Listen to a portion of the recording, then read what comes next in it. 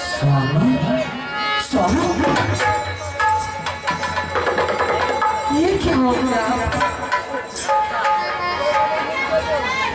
ये सब कैसे हो गया स्वामी?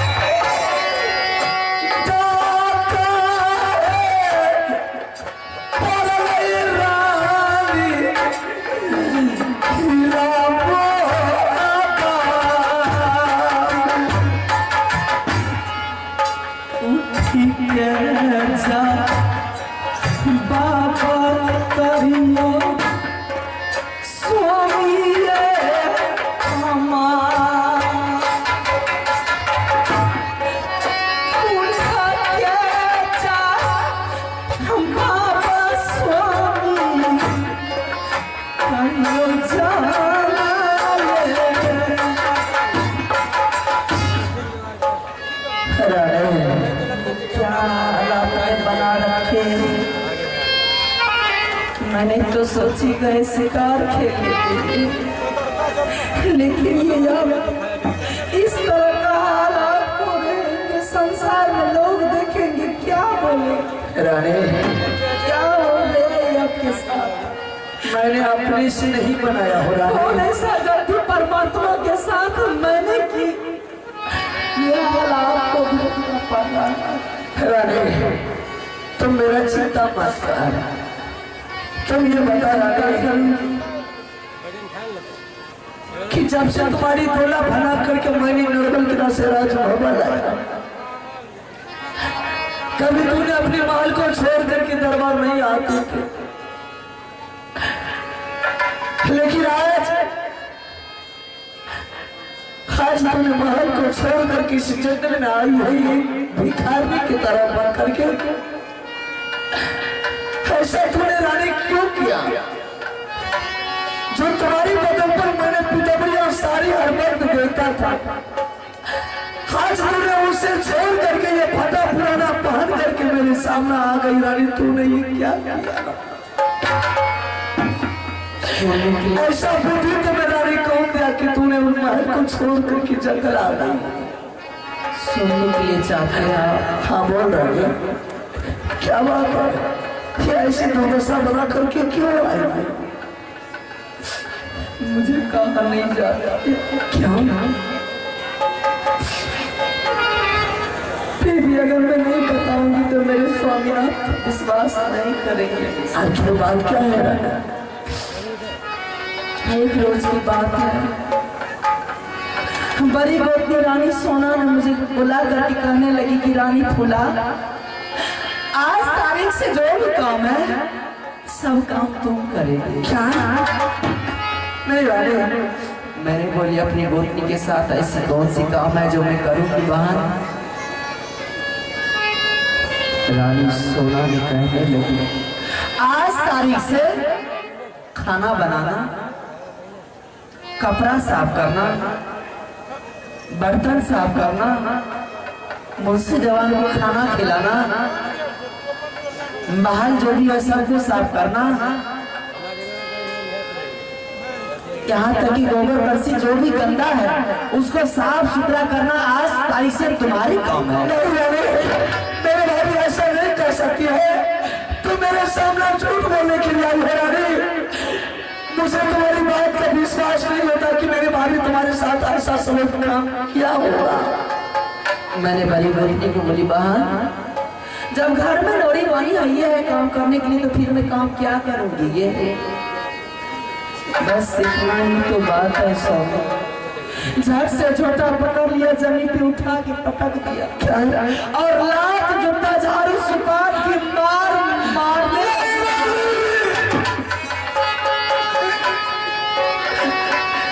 स्वामी बेटी जब अपने नैहर में रहती है ना, कोई तरह का दिक्कत या कोई तरह का तकलीफ बेटी को होती है तो माँ और पिताजी या दोनों मिल करके बांट लेते हैं।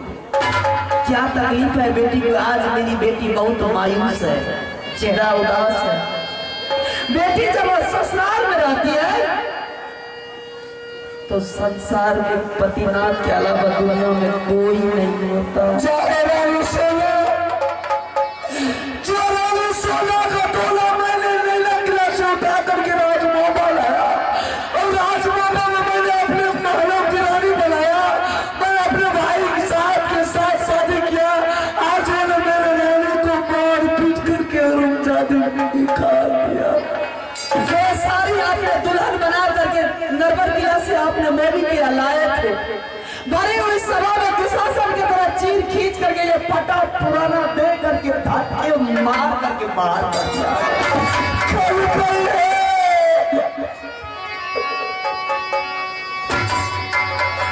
ऐसी गोटी परमात्मा किसी को नहीं देना मेरे नाथ।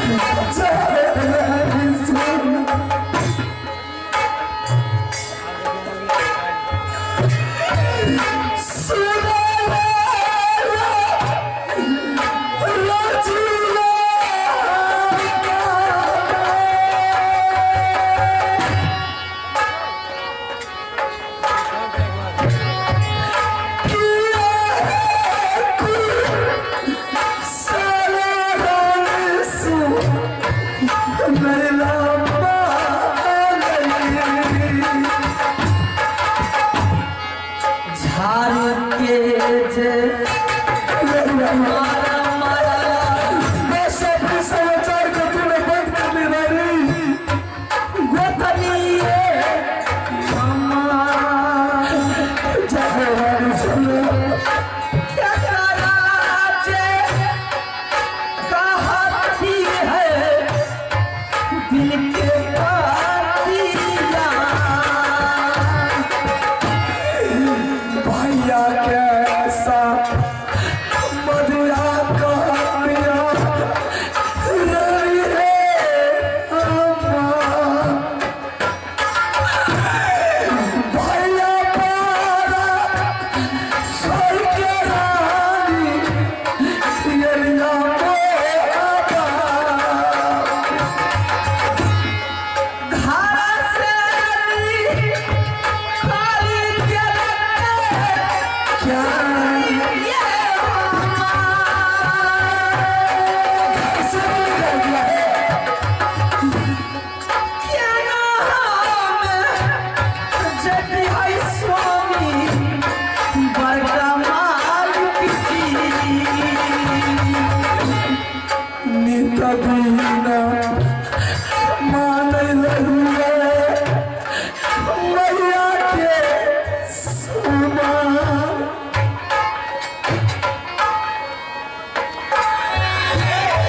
या जाती से मेरे भाई गेले बाबूजी।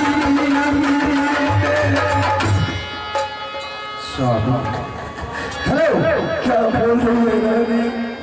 हेलो चल रानी कोई बात नहीं है रानी। ये अच्छा नहीं किया भाभी सुना। अगर आज चाचा की शराब से मेरे बदल में ऐसा नहीं दुर्दशा होता रानी तो जो करके उस हरामजादी को चूड़ा काट लेता और महल से निकाल करके भगा देता रानी। लेकिन अफसोस का बात है रानी कभी शेर का पीछा नहीं पड़ता है रानी। ऐसा कर रानी तुम यहाँ से वापस लौट करके राजमहल पर चले जा रानी। छोड़ दे मेरे पीछा रानी। कब मेरा प्राण छूट जाएगा उसका कोई ठिकाना नहीं है। क्या? हाँ रानी मेरे पीछा छोड़ दे। मैं आपको इस हालत में छोड़ करके चले जाऊंगी। चला जा रानी।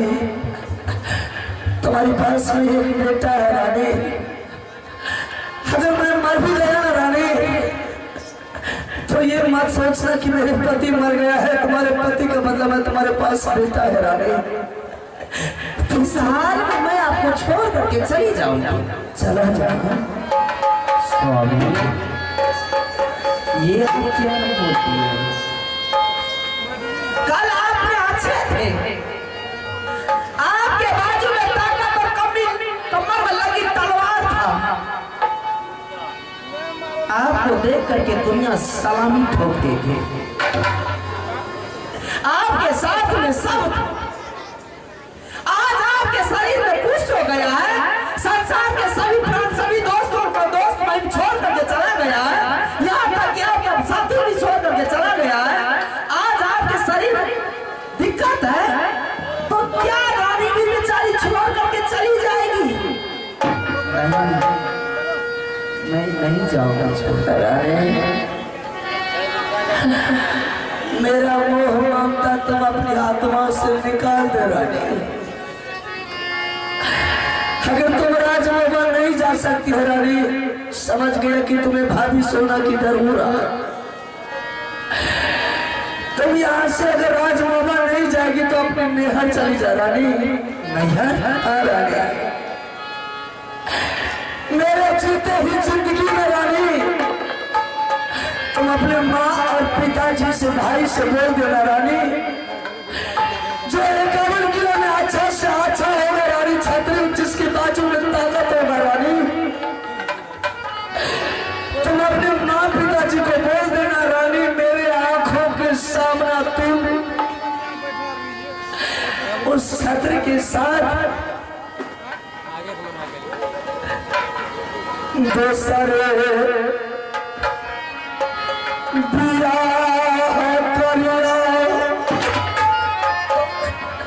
चले जा रहे हैं। मेरे जीते ही जिंदगी में तुम जाकर के दूसरा शादी कर ले रानी। कैसी बातें आपने बोल रहे हैं, ये अच्छा नहीं लगता।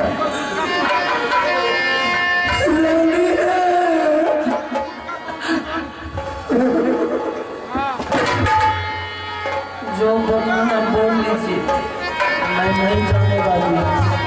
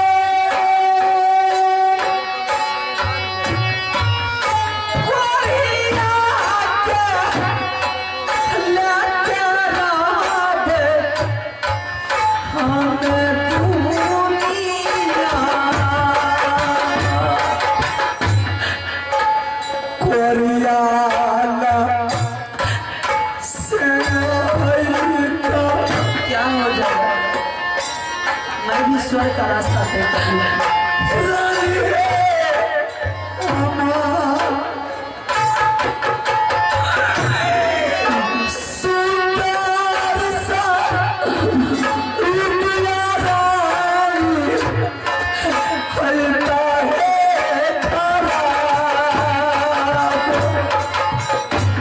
जाऊं जाती कुछ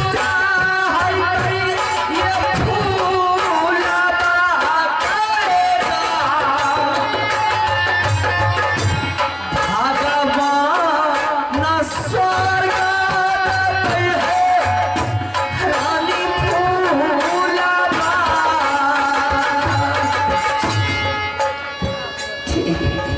दुनिया का हर कदम उठा सकती हूँ, लेकिन अपने पति को छोड़ करके दूसरा जगह कहीं नहीं जा सकती।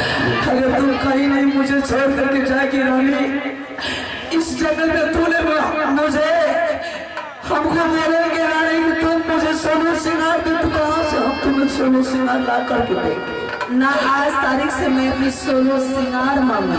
तुम भोजन मांगेगी तो इस जंगल में कहाँ से तुम्हारे लिए मैंने भोजन मांग कर? ना खाने के लिए मैं आपसे भोजन मांगूंगी, ना पानी मांगूंगी आपसे। सोलो सिंगार की बात कर रहे हैं? मेरे सोलो सिंगार तो आप हैं। क्या गहना पहनूंगी, सोने का जेवरात पहनूंगी तो मैं सोलो सिंगार वाली कहलाऊंगी? नहीं, जब तक मेरी मांगों में सिंदूर है तब तक मैं सोलो सिंगार ही सिंगार है। मांग का सिंदूर मिट जाएगा, सोलो सिंगार खत्म हो जाएगा। मुझे बहुत से प्यासे लगे हैं रानी, मुझे भोजन का के लिए भी आत्मा व्याकुल हो रहा है रानी। हाँ स्वामी, भूख लगे आपको? हाँ रानी। एक बात कहो स्वामी, बोलो रानी। इस जंगल में तो कुछ नहीं मिलेंगे, कुछ नहीं मिलता है। बांधो किला में मेरी ननद बसती है, रानी चंद्रावती, आपकी बहन है रानी। चलिए उसी ननद के दरबार और रानी चंद्रावती के दरबार। इस हाल में अगर दोनों मिट्टी जाऊंगी ना, इस हाल में वो देखेगी तो कम से कम 6 महीना के लिए बिलमा कर तो रख लेगी। चलिए चल रानी, चल। अगर ऐसी हालत में जाएंगे, बहन चंद्रावती ने देख लिया तो गला में गला रोते रोते वो मर जाएगा। चल रानी, अगर साल भर 6 महीना बहन चंद्रा बिलवा करके रख लिया तो सोच लेंगे मेरे लिए आज बहन नहीं है, वो मेरे लिए भगवान बन गई थी। चलिए न स्वामी, आपको भी भोजन मिल जाएंगे। चलिए, मैं भी नौकरानी बन करके रहूंगी। हेलो, आप है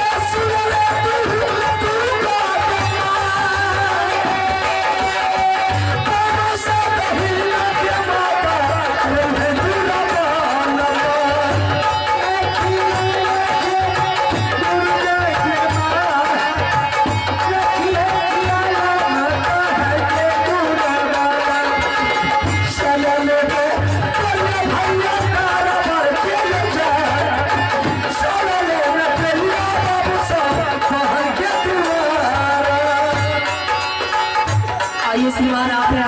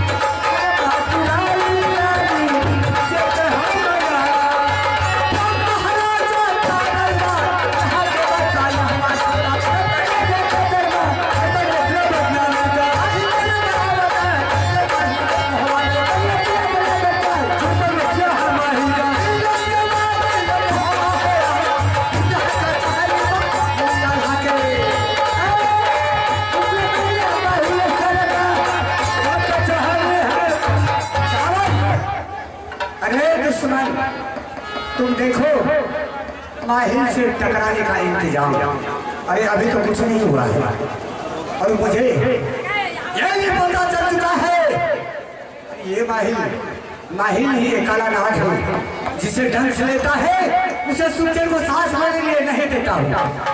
अरे कालू काल महाकाल हूँ और तुमने आज विचार किया है दोनों ही व्यक्ति में कि चलो रानी बांधो किला चलता हूँ। रे हरमजादा, जिस प्रकार से ज्योति बाबा जिस कुआं के पास जाते थे वो कुआं का पानी सूख जाता था, जिस वृक्ष तरवा बैठता था वह वृक्ष पत्र झाड़ ले लेता था, उसी प्रकार से तुमने जहाँ जहाँ जाओगे वहाँ मैं तुम्हें पानी पीने तक लिए नहीं दूंगा। अनाज में कौन पूछता है? चल तुम बांधो किला जा रहा है, तुमसे पहले मैंने चपरा का दरबार जा रहा हूँ और चंद्रावती को मैंने उल्टा सीधा बढ़ा करके वहां अगर तुम्हें जूता नहीं मरवा करके निकाल दिया तो मेरा नाम माहिल नहीं।